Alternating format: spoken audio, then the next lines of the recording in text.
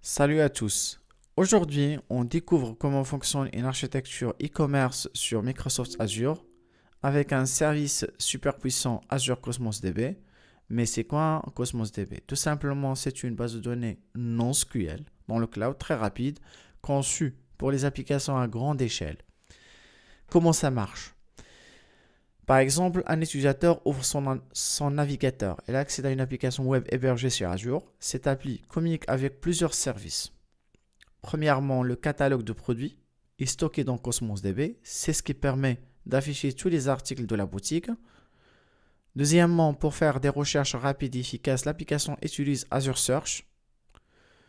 Par exemple, quand l'utilisateur tape chaussures rouges, c'est ce service qui l'aide à trouver rapidement. Troisièmement, les actions d'utilisateur, comme ajouter un article au panier, sont enregistrées dans une autre base Cosmos DB dédiée aux sessions. Et enfin, tous les fichiers statiques, images, journaux, contenus fixes sont stockés dans Azure Storage.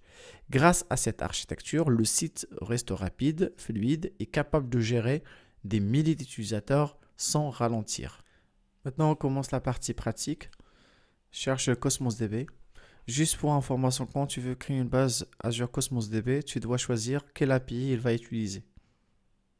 Donc c'est très important. Nous, on va utiliser Azure Cosmos DB pour non-SQL juste pour un test. On va créer un ressource groupe dédié pour Cosmos DB non-SQL, le nom de notre instance.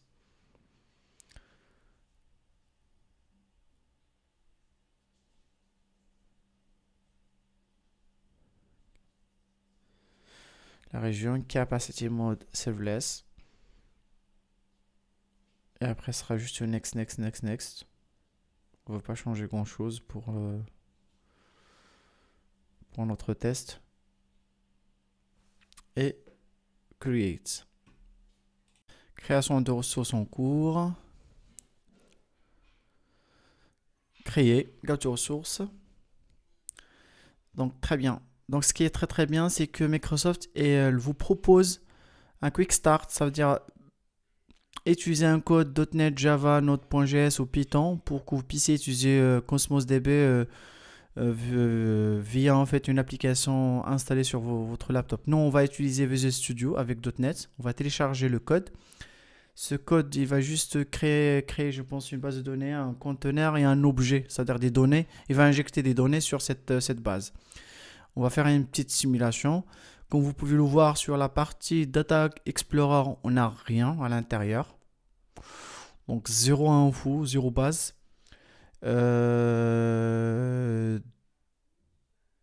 Donc, on a téléchargé le code. Maintenant, je pense qu'on va l'importer à notre Visual Studio.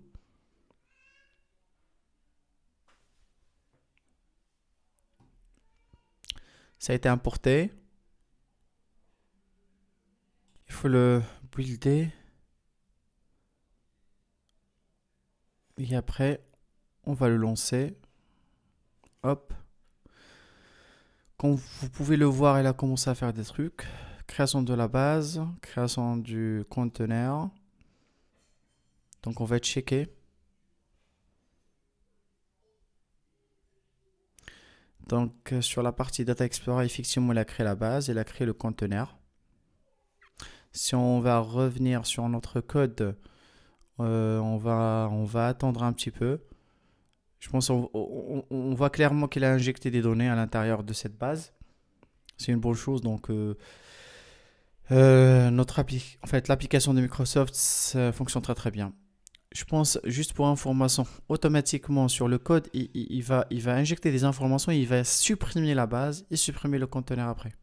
Supprimer le conteneur et supprimer la base derrière. Donc ça fonctionne. Merci. Merci pour votre attention. On se retrouve dans la prochaine vidéo.